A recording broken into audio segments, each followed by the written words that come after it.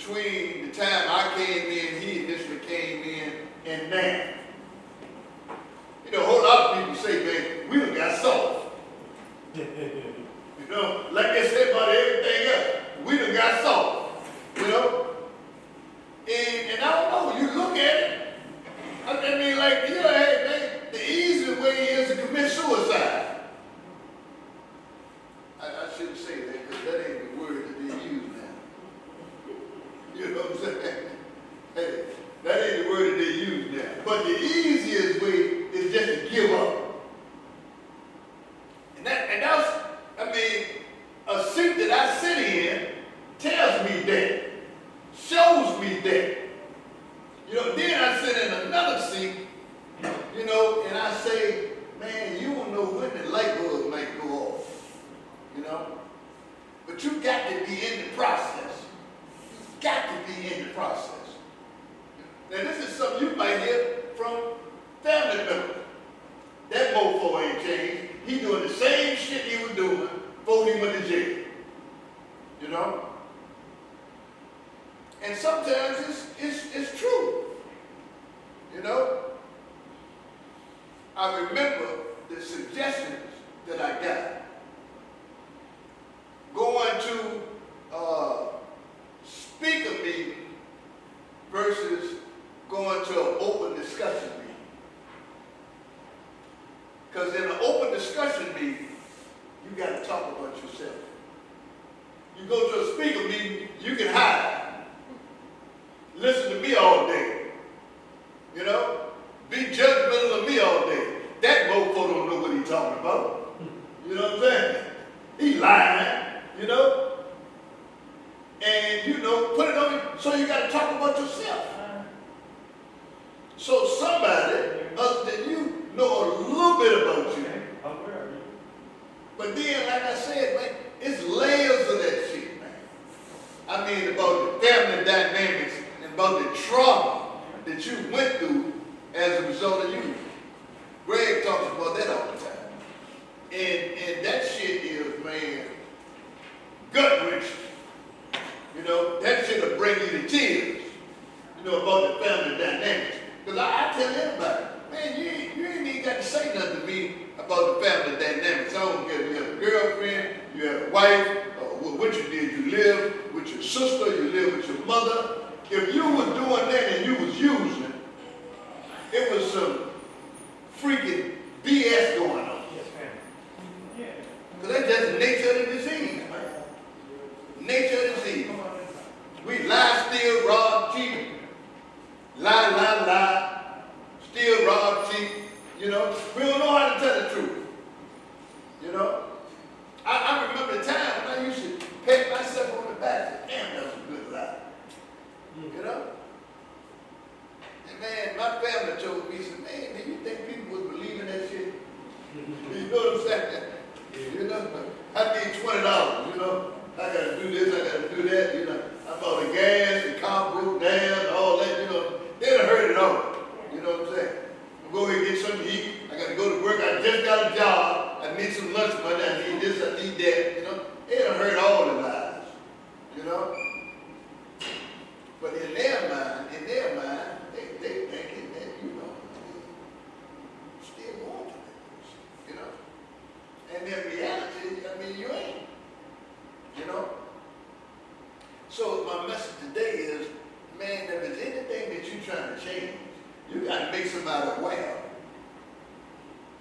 Because there are some people that think you can be a dope fiend all your life. And they think like that. Why? Because you haven't shown them anything different. You haven't shown them anything different. You know? It's like, show me something. You know? You know, ask me go into this thing. You know? And what I think about it, man, I remember, you know, I'm a history buff now. I remember in AA, they would turn people away because it won't but a few people that were actually getting clean. The reason they'd turn somebody away, somebody that come in there with some BS, is they didn't want you to come in there take some of the members that's in there, take them back out. The ones that here, let them stay here. You come back when you get serious. You know? When you want to change, when you want to do something. If you don't want to, stay out there. Like that, man, we referring your message. You can have it as long as you want. You know? Man, and I say that, man, I say that because individuals still die. Still die. I learned from me and Greg, we always been talking about this man when Rubicon was over south side at the big school over there on Baker Street. Harper Greenhouse told me, he said, man, look, I stopped being judgmental of people that come through the door. Because he said, I don't know. I'm wrong more than half of the time. I see somebody come in, they still got their ring and watch on their hand. And I was like, he might have a shot. He might make it. Because he ain't sell all of this stuff, you know. See the individual come in with one tennis shoe, crawling in. He was like, he ain't gonna make it, you know. Truth be told, the guy that came in with one shoe made it because he wanted it more. The dude that had the ring and the watch, he won't finish it. He won't finish. When we go down east, tell him, Greg will tell you, man, I see people come in there. I've seen a couple of people. I met them in jail 5 years ago. Got out of jail, got married, had a couple kids, you know. Like, hey, I'm on the right track, you know. Dope thing, and they started drinking. One thing led to another, you know. Bang, they ended up back in jail again, you know.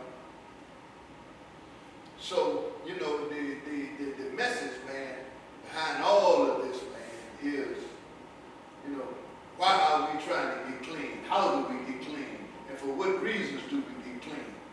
You know, years and years ago, 12-step program, they said you do this so you can have some structure in your life. That's why they have meetings in every day. I can be sitting at home, ain't got nothing to do, chilling. You know? So what you want to do tonight? Ain't nothing to do. I'm going to hang on the corner. See, that ain't an excuse no more. You ain't got to do that no more. I mean, you can go to a meeting and share with somebody. You know, that's one of the things I heard. The newcomer, you got to learn how to share with somebody. You got to learn how to share with somebody about what's going on with you. Otherwise, you'll go to a meeting, you'll hide in the meeting, and you think it's some miracle going to happen. You know? Like you're going to get swept off your feet, and all of a sudden, your heart, mind, soul going to change without doing any work. That's bullshit. Man, Sunday, I celebrate 36 years. 36 years. And man, I talked to my daughter. And my daughter told me just like that. She said, Dad, when you go to the meeting tonight, you can let a newcomer know they got 36 days that it's possible to also get 36 years. You know, and when I think about it, man, I think about my relationship with her, and I think about what we went through and all of that, you know what I'm saying? My influence on her. Never forget those words. She told my wife, she said, one day I'm going to become a lawyer because my dad will need my help. That was her thinking. She saw me in on jail, you know. All of them wondering, when is it going to stop? When is it going to stop? You know? And my daughter,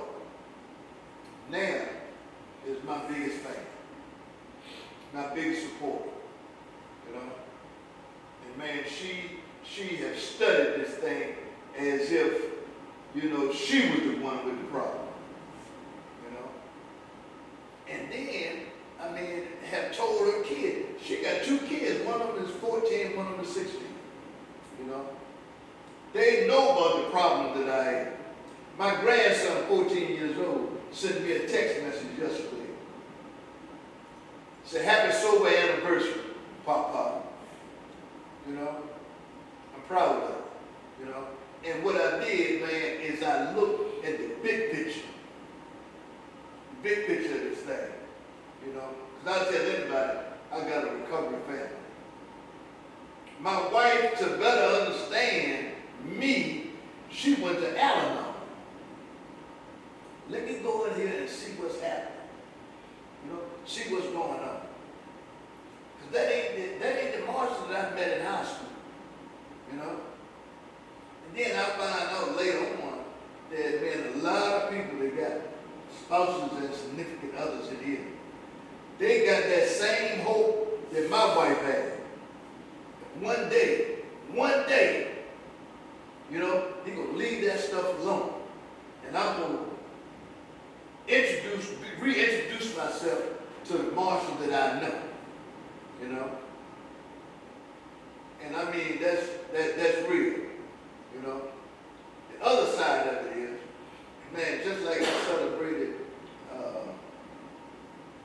Sunday. Yeah, what's the day? Tuesday? Celebrated Sunday.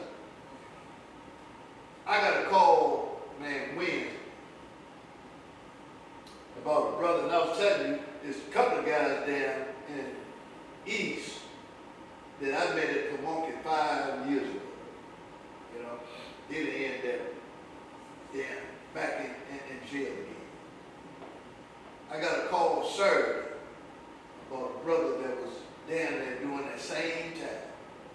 Found him in an abandoned house dead.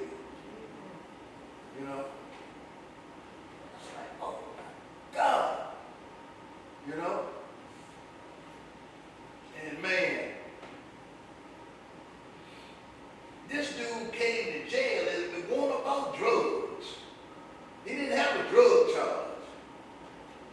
But he got out, man, because I'm telling you, he got out, you know, and him and I were talking. And you know, once they disappear, the conversations, the phone calls stop. You know something's going on. He done got out, you know, hooked up with the wrong mob, you know. This dude, man, I'd asked him one day, I said, look, man, we get together, because a whole lot of dudes that sit around, they was like, man, I'd like to do what you're doing. You know what I'm saying? I said, okay, we can do that.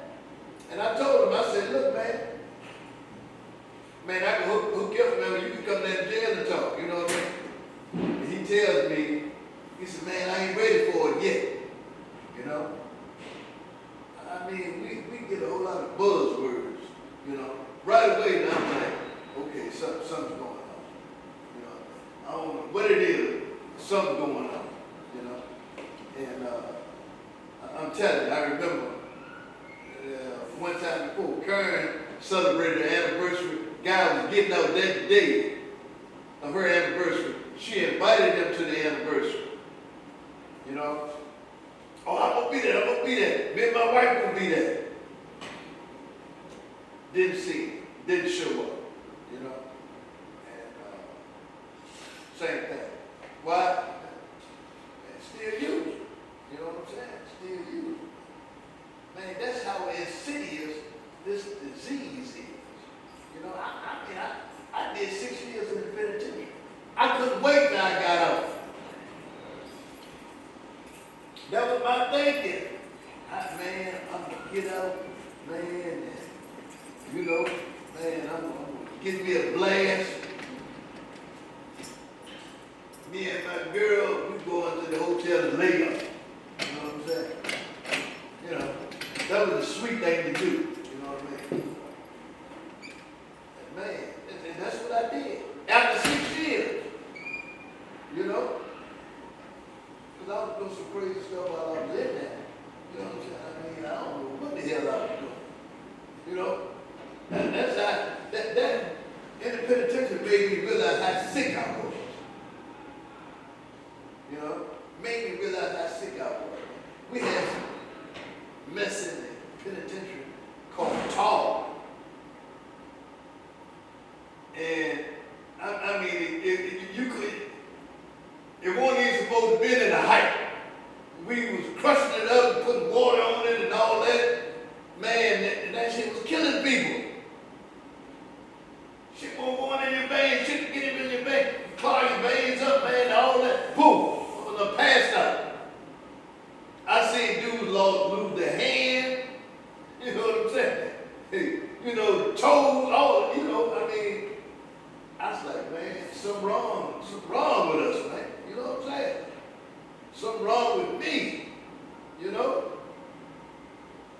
Man, it was a brother that, man, OD'd up on deep nothing. I mean, you know, man, he looked like he had shit going. You know what I mean? It was two guys, man. I mean, he had the best woman you ever want to have. And she come up there to visit him, and they tell her that he overdosed. Crush it, you know what I'm saying? Crush it.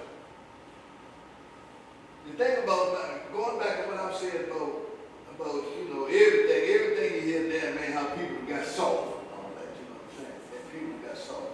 Because I'm telling you, mental health is, you know, that shit is real.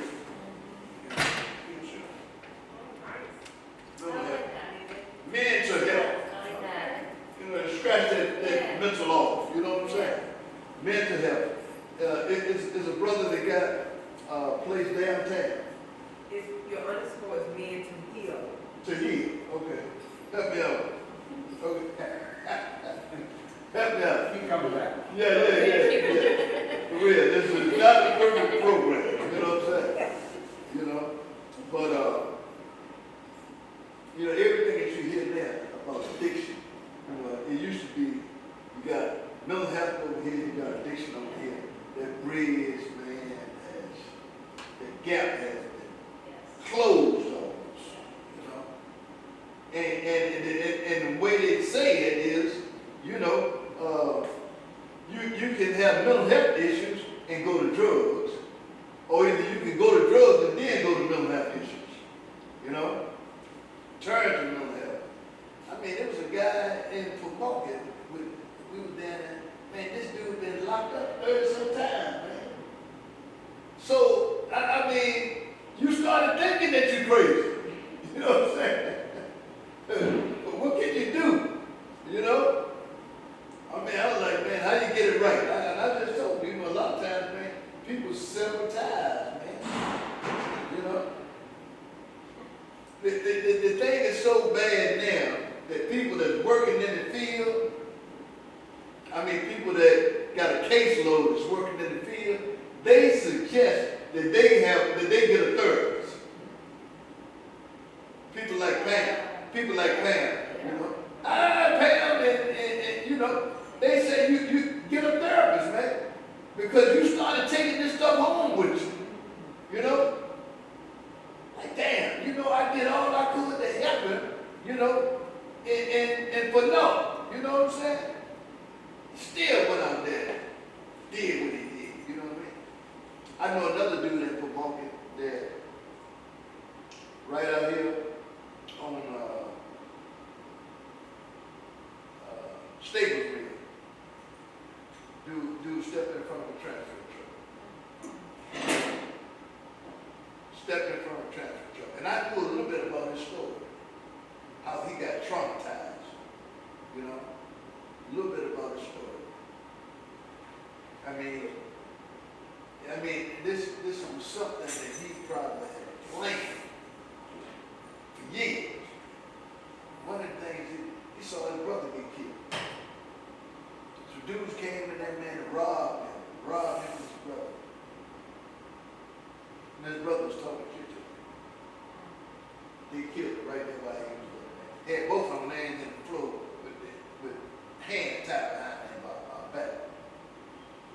Shot his brother in the head. Like, wow. Now, you know, when I mentioned earlier about the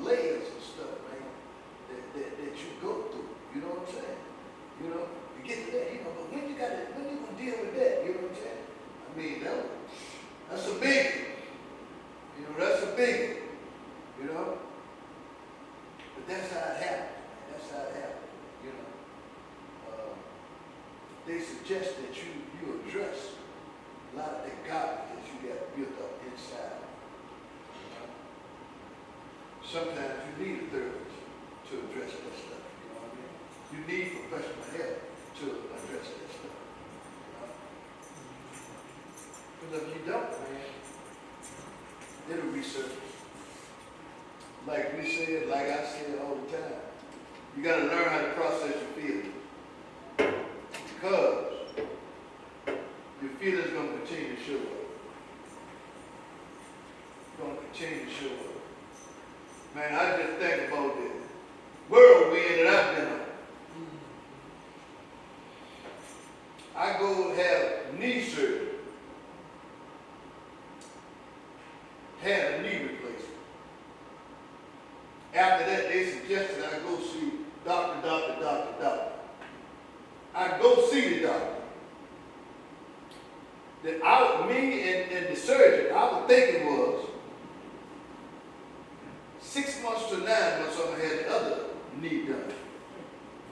When I go to the doctor, man, one of the doctors tell me after they did a full body MRI, the doctor said, we saw a cyst on your kidneys.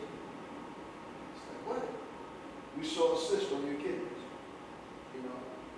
And he said, we're gonna monitor that, you know, for some months, see what happens, then make a decision. I go to another doctor, and this doctor, he looks at the same MRI. He was like, no, man, I don't know about the cyst, you know. We might have to do something. We might have to take that out. I thought he was talking about the cyst. He was talking about the kidney, you know. So there it is, a year later, I have a kidney extract, you know. And man, so you talking about feelings. Then, you know, I mean, I'm looking at, you know, man, this is a death sentence. I mean, because I ain't know. You know, I told you, man, I wanted to play golf. Again, like this summer, boy, tears in my eyes. You know, boy, tears in my eyes, because I didn't think I'd ever be able to do that. I'm imagining in my mind, this little small mind that I got, what it is to have one kidney. The doctor already told me, he said, look, some people are born with one kidney. You know, I know several of them donated a kidney. Daughter donated a kidney to the father, donated a kidney to the brother. No, I know a couple people in the fellowship went through the same thing. That's why I say sometimes you gotta talk about yourself to allow people to come in and help you. You know? Guy that I was playing golf with, I didn't even know, right? He donated a kidney to his brother like 20 years ago. Still been living a happy life. So I go from that, you know, to like, man, my anniversary was September 1st, you know. Like, man, when am I going to be able to celebrate, you know? And man, it was awesome. I mean, I went to the high school reunion. And a couple of weeks ago in August, I went to the high school reunion. 55 reunion. 55th reunion. Can remember being out there on the street and thinking, am I going to make it to be 55 years old? Because I wasn't that stupid. I know putting that shit in your body, it ain't going to extend your life. That shit going to take away from your life. And that's how I was thinking. You know what I'm saying? I know a couple of guys that stopped using for like 10, 15 years. Started having medical issues. You know? And so he asked me, he said, Tucker, you think, man, the drug use had something to do with it? I said, I tell you what, it didn't help. You know what I'm saying? I know that it didn't help, you know? And so, you know, that's, like I said, that's the big picture. But the shit that we do to our bodies, you know what I'm saying? And then we go to live to be 75, 80, 85 years old, you know what I'm saying? But we want to take life away from ourselves, you know what I'm saying? And that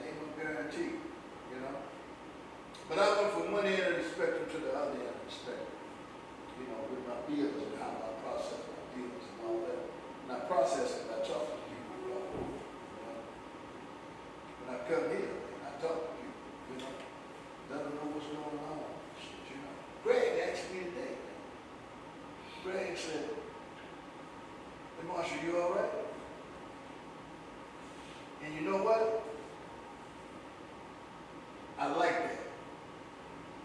I like that. I like to know that I got people that are concerned about, you know. And what I got to do is just be honest about where I'm at, what's going on, and that kind of thing like that, you know, in order to get some help. The difference, you know, like Greg can tell you back in the day, man, you had a meeting, man, it was more than a handful of meetings, you know, and I'm telling you, 36 years ago, you know, you had a handful of meetings, you know, like me and John, that's what me and John met, you know, we got tight. Because you ain't see no color. I'm like, the white boys use it just like I am. You know what I'm saying? Everybody uses it, you know? So you ain't see no color. You just saw somebody that was a struggling addict just like you were. And if they could do something to help you, all good, you know? But I mean, you just didn't know, you know? And man, it was a couple of guys in there, man. We latched on to each other. You know, you sit around 10 people in a meeting, you know, like I said, you know, talk about each other, talk about what's going on to each other, you know. And my reason for that is when you get out here, find somebody that you can talk to, you know. I don't need nobody that's going to sign off on your bullshit. You know, get a sponsor or get somebody that you can talk to that's going to be real with you, you know.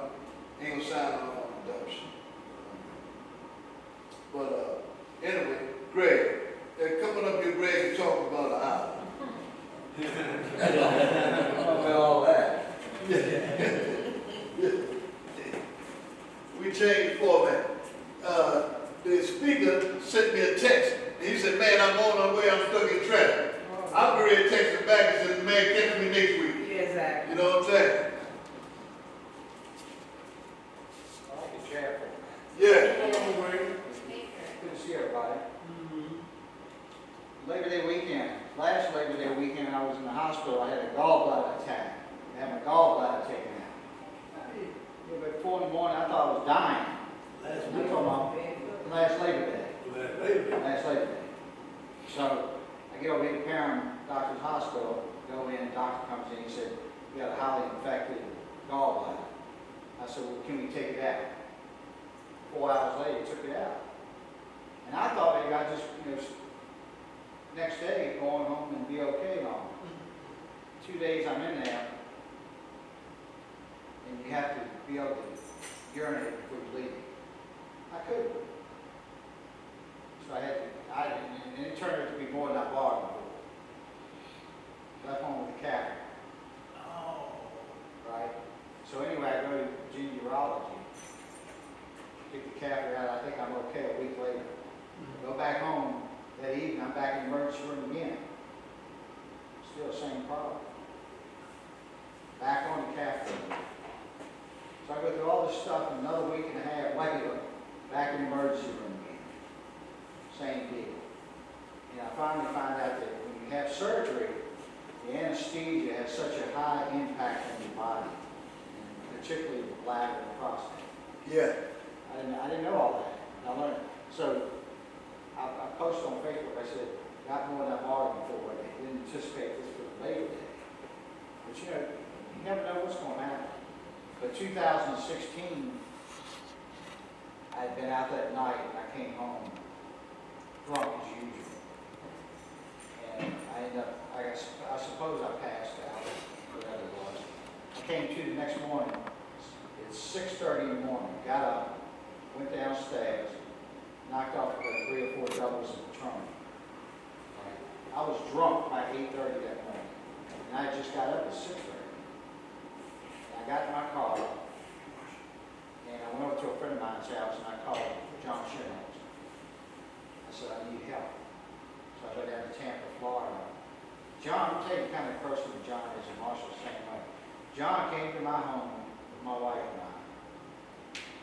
Got a plan together. He called and I made the arrangements. He followed us to the airport to make sure I got on the plane. You know, it was a three-hour flight, whatever it was. I got down to stay 30 days.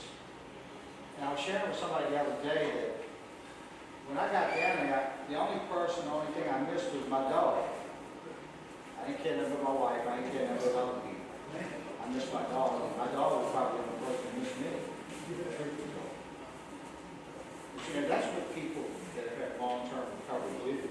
They're there to help people.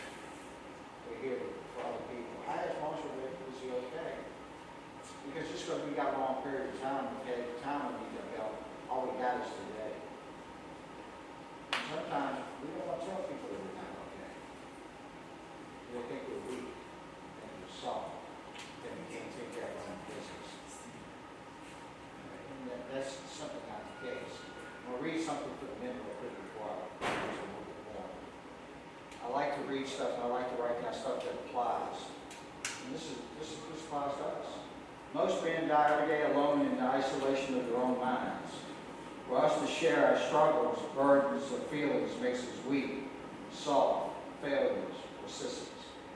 In order not to lose respect or acceptance, we hide in that isolation of our minds, and we die slowly each day and every day. Which I thought was pretty profound. But that's me. That's me right there. That's how I live. I didn't want to tell anybody I was hurt. I didn't want to tell anybody that I was scared. I didn't want to tell anybody I was suicidal. Now, this is not only recovery month, it's also suicidal.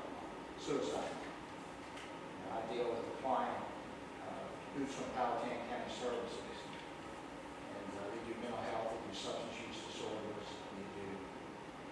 but they focus on prevention. I just met with them last week. We got a big campaign that's getting ready to start up talking about locking up your medicine. You turn the medicine in, you're not using it, because kids and addicts, can find out where the medicine is. You go to your grandparents' house, you go to somebody's house. It doesn't matter whose house, you can go in the bathroom and look through the medicine cabinet.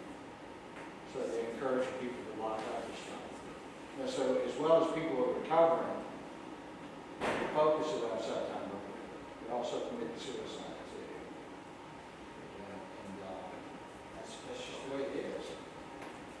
But for me today, this weekend, I spent a lot of time, I probably 3 or 4 meetings this weekend. And I chaired a meeting on Saturday, and Marshall was talking about sponsorship and talking about people that were giving up on. I had a guy that asked me a little bit over a year ago would I sponsor him. And when somebody asked me that, I said, let's get together, have a cup of coffee, talk about it, and see what you're trying to do. And also, are you serious? Do you really want to get sober? Listen, if you don't, I understand.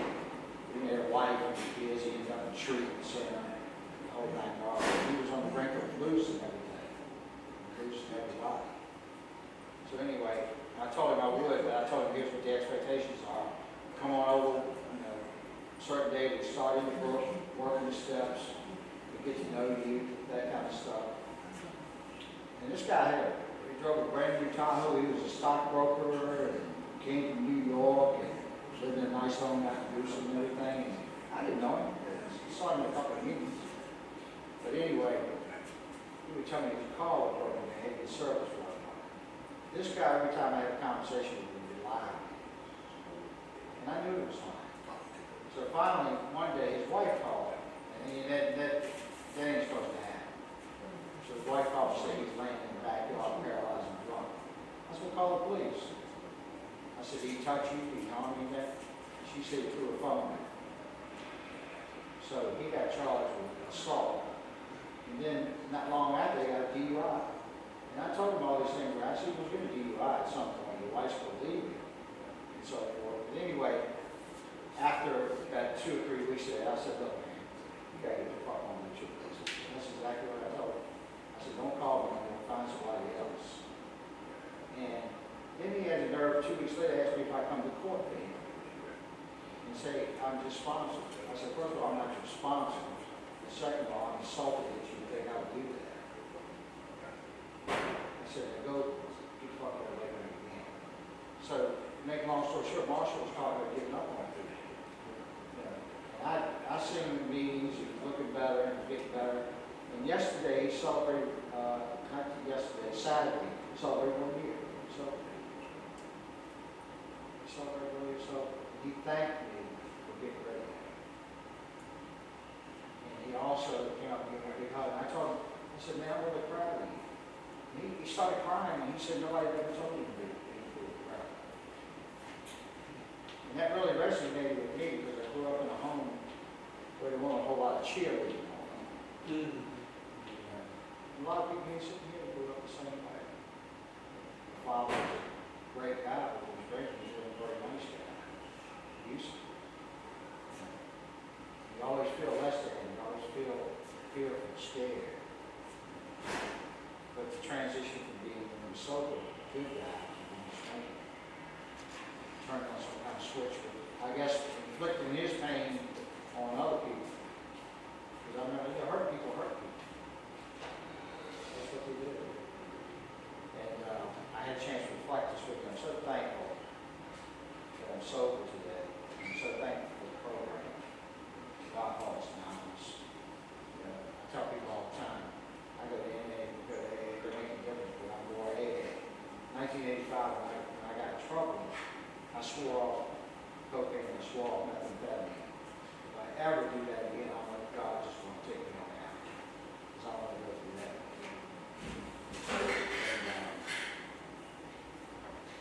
And, so I have to think of reasons today. I've got all kinds of reasons if I want to drink. I didn't think we were drinking this week. Check myself as a man. I'm not telling you I don't think about it. I do occasionally. I also think of what the ramifications would be if I did it. I'll lose my sobriety. I'll lose my friends. I'll lose my wife. I'll lose my job. Because I don't have any margin of error, right? I can't drink again. And when I come here and tell you people I'm an alcoholic, and I go back, ain't no more good drinking that once I tell you I'm an alcoholic. You ever try sitting in the bar and you know you're an alcoholic drinking, you shouldn't do? When you're doing drugs, you know you shouldn't be doing drugs. The high ain't the same. The high is not the same. But I'm thankful today. I thank you for all that. Marshall talking about his wife, his daughter. My wife is my biggest pain. And I tried to push her away for many years. I wanted her to leave. Because I didn't like bothering me with my drink, telling me I'm in a dead. I was mentally, emotionally dead, spiritually dead. And I wouldn't fall in prison. God saw fit to give me another opportunity. And I'm going to take advantage of it. Thank you. I look forward to seeing you folks every time I come down here. I look forward to the people down east. I'm going to bring the girl next time we come by the name of Lisa. She spoke down east a couple weeks ago in Washington. Yeah. This girl is raw. Lisa got a message. She's raw. Sleeping in front of the White House. Prostitute. DC, getting beat up every day, smoking crack every day, getting out of jail 2 hours later back in the crack house. This girl's got a story. She's old. And we'll bring her in a couple of weeks. And, I tell you, man, just the recovery thing it's not easy. I work there every day, 24 hours a day is what we get. I hear people talk a long time. Marsh got 36 years. He got that 1 day at a time. 36 years to become yourself. A lot of pain, a lot of sacrifices going on in the recovery too. Is that Tim just me? Yeah. Tim. Marsh was talking about his knee replacement. I got 13 surgeries left. Knee replacements. Damn, I thought mine was bad. But I hear people talk about the health. We try to kill ourselves for years, and all of a sudden we come in the program and bitch about our health. But anyway, man, I speak of me. I just want to touch on what Greg was saying, you know, about learning to live another way. You know, me, myself, like Greg said, I thought I was gonna miss something. I thought I was missing something. You know, which I was missing some misery. You know, I didn't know. You know, you know, it's a lot of things that I don't know. You know, have never experienced, and you know, that conjures up fear. I'm scared. You know, to just, man, like they say, take that leap of faith. I'm scared. You know, that's why I need the kind of support group that I got. Because that medicine out there, that shit is strong. It's strong as shit.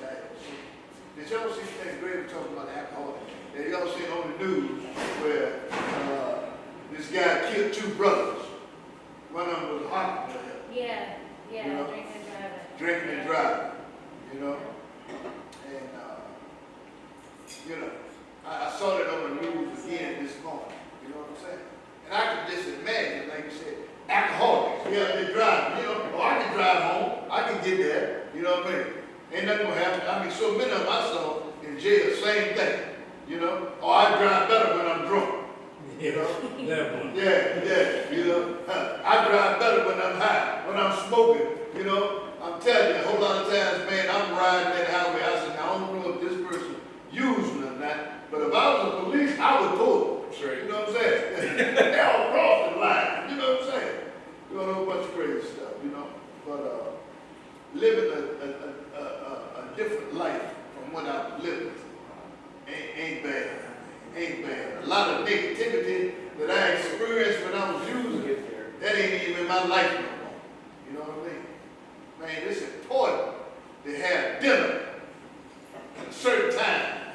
It's important to do that. Lay back and look at TV and all that. But anyway, I got a guy here, man. I met this guy, I don't know how long ago, you know, but when I heard his story, you know, it touched me, you know. I'm going to let him give you a little bit of it. I mean, we got to be out here about 6:30, so I'm going to let him talk until 6:29. Come on, Tim.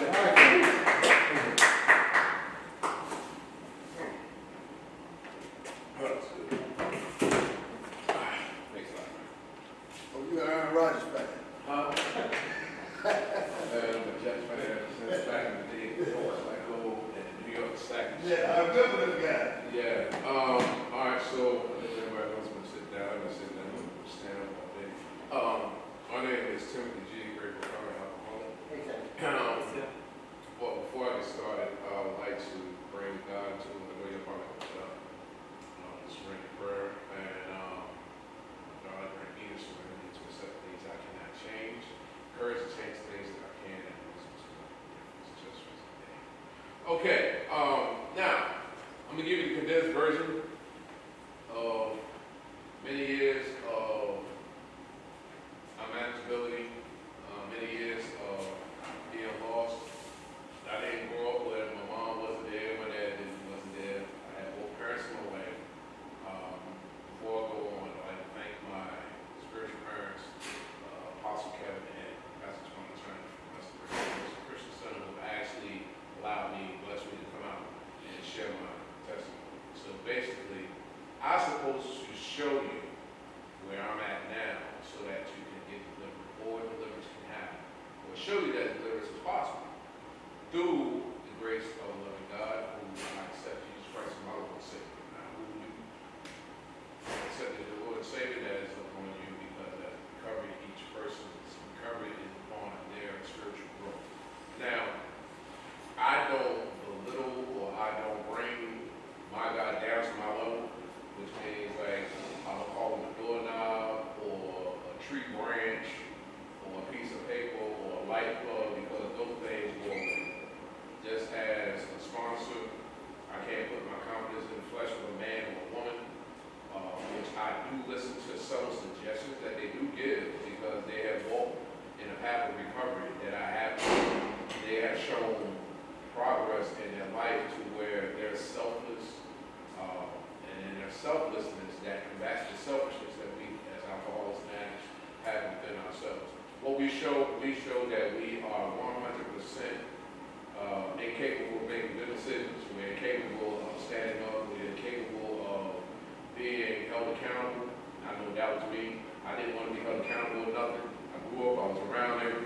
sharing with somebody outside today, we had, you know, it's like, man, I had everything I wanted. You know, I had an actual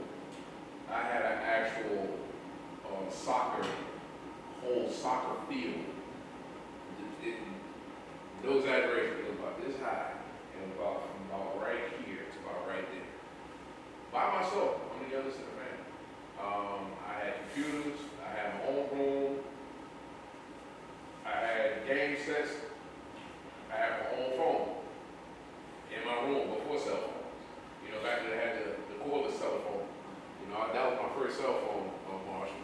You know, the cordless phone. I was sitting outside with my feet up on the porch. You know, but I thought I was the man. But and on the outside it looked good. You know, my mom went to church, my dad was a Mason. We went everywhere we wanted to go. They had money. He had a great job.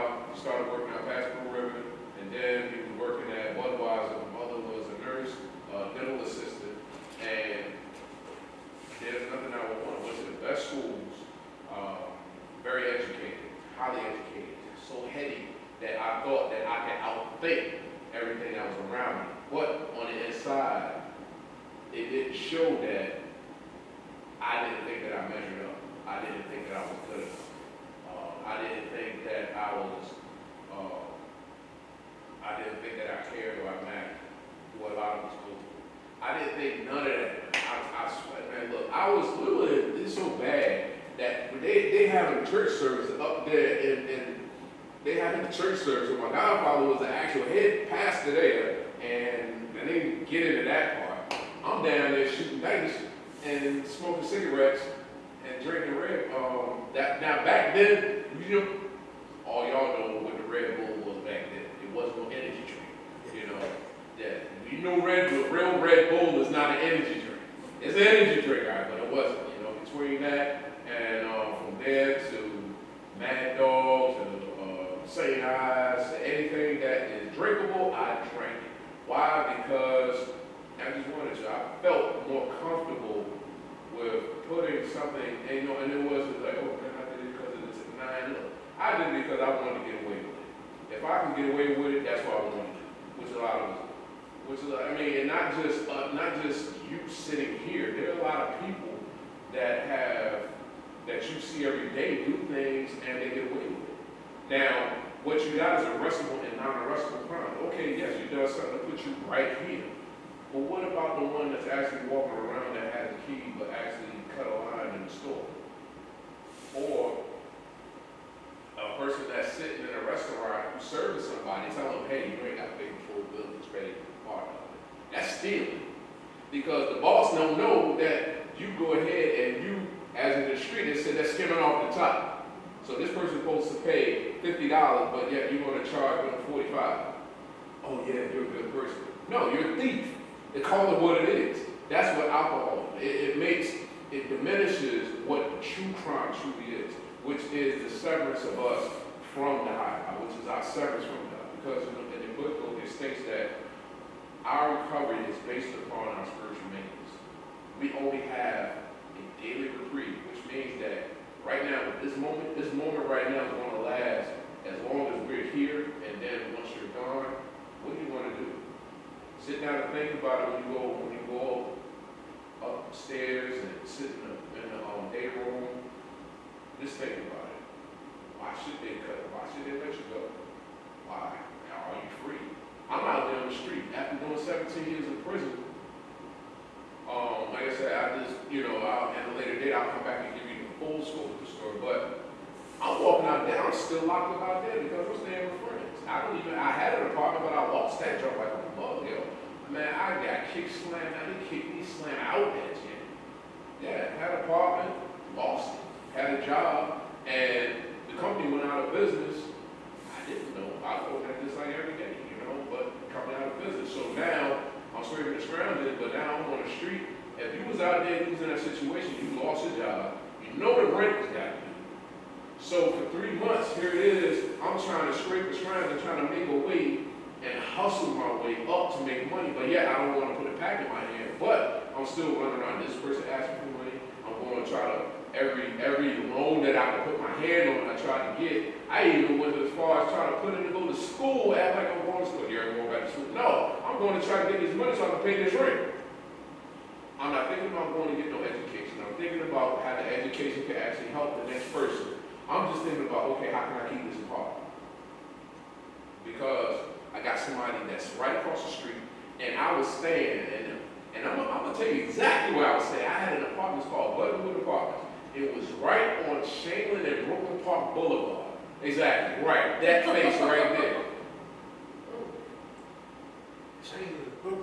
Yeah, exactly. Chamberlain, Brooklyn Park Boulevard. So I was right in the middle of, man, we know where I was. Yes, yes. But yet I said I wanted to live a better life.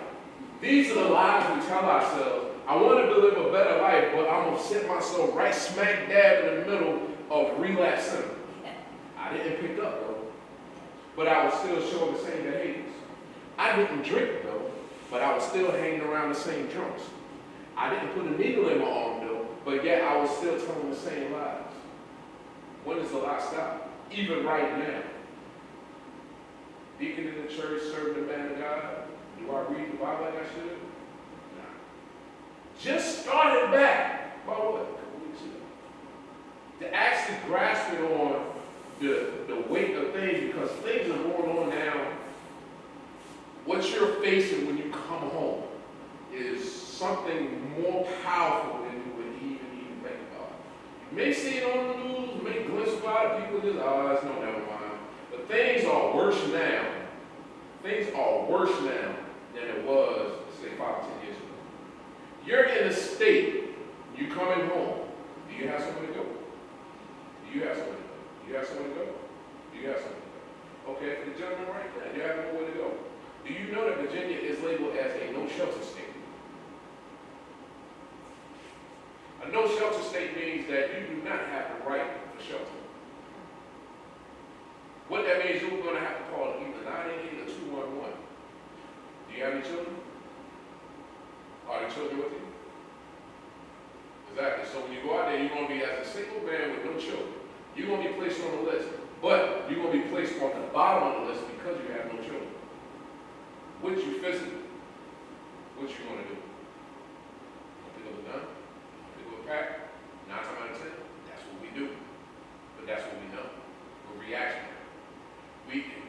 So now, in knowing that, you have to arm yourself with, where am I going to look? What resources do I have? There are resources out there. People dealing with what they say, depression, anxiety, PTSD. You know, I heard many people that say, man, I haven't dealt with it. I don't deal with nothing. I ain't been. Bro, you deal with something. If you sit back and you hear account time, bill call, record call, school call, church call, you've been called so much, you don't even know when not to call. And then you want to get on the phone and make a what? Call. But everything is over that. These are the things that you have to think about. What am I really planning on? What do I have? What can I bring? What do you have that's not already out there? Chaos, confusion, mayhem, all that's already out there. What do we have? What do we bring? So now it does have to say, well, something out there has to have an answer for something that I don't have an answer for. This is what the steps is. That's what step 1 is. When I say, okay, I come to grips that I have an issue. You know, come to believe that, you know, say, I really have an issue. I have a powerlessness. I have a powerlessness because I thought I had power, but I have no power. I did. I thought I had all the power. I tried to outthink things. I tried to outthink. Every time I outthought something else came and threw a curveball and smacked me dead in the head every single time. I thought that I could have street sense, or what they say, Martin had book knowledge and street sense. I tried it. It didn't work. I'm trying to tell you, it didn't work. I'm like, to whatever it is, as Apostle Paul said, whatever it is, I don't know. You know, the educated of all the educators. I went to all the best schools, Ivy League, Catholic schools, growing up. You know, I was in an all-boy Catholic college preparatory high school. Went to the test, and my test score was so high that I had them officer came that I wanted to give me an ACT test. Because they said, you scored so high that we want to come, and we can give you an opportunity to get a full 4-year scholarship.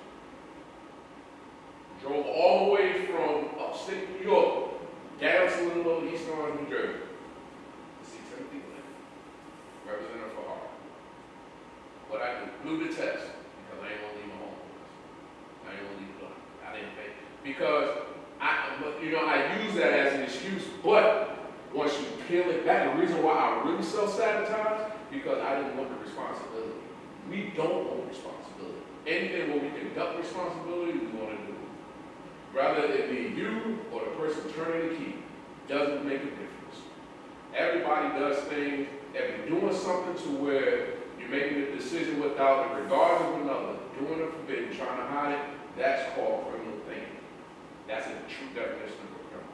A criminal is a person who makes a decision without the regards of another, doing it forbidden, trying to hide it, no matter what it is. Now, it's either arrestable or non-arrestable. A lot of it, the arrestables, but the non-arrestable crimes, talk about those, to where it's 25 miles an hour down to 25 miles an hour in a residential area, and you're doing 35. Or if the speed limit says 50 and you're going 58, it's still speeding. It's a non-arrestable, but it's still breaking the law. So everything that we do has a consequence. Everything that you do, every person that is not dealing with you, don't worry about that. A lot of times we try to bring people back into our lives that God has actually taken away. You don't think about, oh man, this person ain't doing this for me. I was the one sitting there, man, I wrote all these letters, man, ain't nobody, and I was there for this person, I was there for that person, I'm not thinking about that. That's God said He hold these people back. So I'm keeping these people out of your life because these are the same people that you were running around with and you were doing all this devilishment, and then you was out there doing God knows what. For what? Just for a feeling of getting away with what you're trying to do. That which at the end of it, you're actually killing your family. You're horrible as a son. You're terrible as a brother. You can't be a positive role model to your nieces and your nephews. Your younger cousins is out there trying to do the same thing that you do, perpetuating the same lies. And that doesn't mean someone that's sitting here. It's anyone that does that. People see it. To where it says you can't speak blessings and curses out the same week. Do it every day. A person said, man, I'm in recovery. Next thing you know, next second you're going to cuss somebody out. You know, oh man, today's not the day. What you mean? What you mean today's not the day? I thought today was the day that, that is a great day. Every day, oh man, today, not today. What you mean? What you want to tell the disease that? Oh, that person talked too harsh. So, if a person who's telling you the truth is talking too hard, I have a question. Are you going to say the same thing to the disease who wants to kill you? If you was to see your younger family member walking through that door right now, how would you feel? Because that's what's happening. They're on their way through that door. What could you do? What could you do to change that? But deliver ourselves in these seats. I'm sitting right there with you. And because I got this, this sweatshirt on, these jeans, it's no different. It's no different from this and what you have. I got sweatshirt on. My cell may not have bars, but the bars are up in here. I gotta stop doing what I do. I gotta stop making the same decisions that I make. This is more for me than for you. Because it's worse being locked up out there. At least you know where you're at. But what about for us out here walking around in these streets, locked up in our minds and spiritually? Locked down. It's like, oh man, you talk about God too much. What? All right, step one says I gotta admit that I have a problem. Now, I'm the problem. Now, step two says that I gotta come to believe that a power greater than myself can restore me back to sanity. And step three says I make a willing decision to turn my will and my life over to the care of God as I understood him. You take him out of Take him out of the equation, then you have taken away the core steps of the 12 steps of Alcoholics Anonymous and Narcotics Anonymous. And I would tell anybody that. You would take away the spiritual component of what we stand for. We need to put that back into recovery. Stop running around here saying that you got a doorknob or a leaf on a tree. These things are temporal. Where's the battle that we're fighting now, and I'm going to close out with this, the battle that you're fighting right now, you're not even fighting. If you were to actually see a glimpse of what the war that's really going on, you would pass out. I promise you. We can't even take a badge. We can't even take, oh my God, I got to go up here. Oh my God, I got to sit in front of the judge. Oh my God, I got to go have this service up. You can't even deal with that. What about seeing a dragon that breathes fire that will peel your skin back just by standing in front of it? These things you gotta think about. Because when you close your eyes and open up, you don't know who you're gonna be standing in front of. So now it's time to get yourself delivered. Really come and believe. Really gonna walk in this thing we call recovery? It's a war. And the battle is for only for those that are strong. So look, I love you, nothing you can do about it.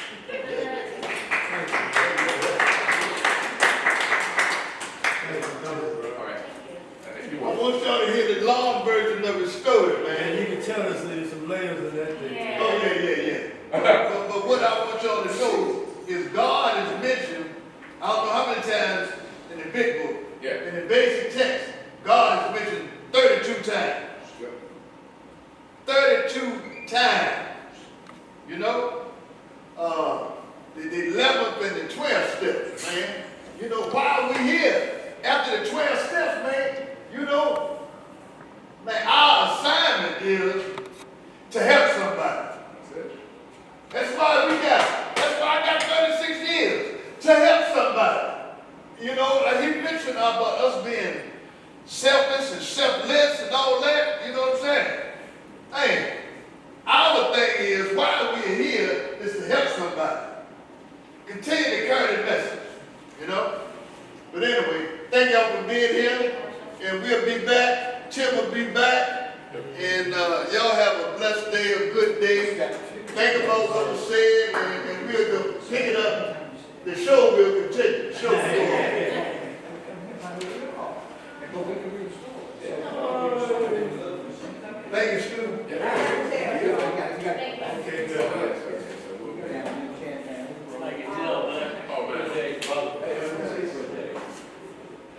Hey, Tim, next time, try to get early.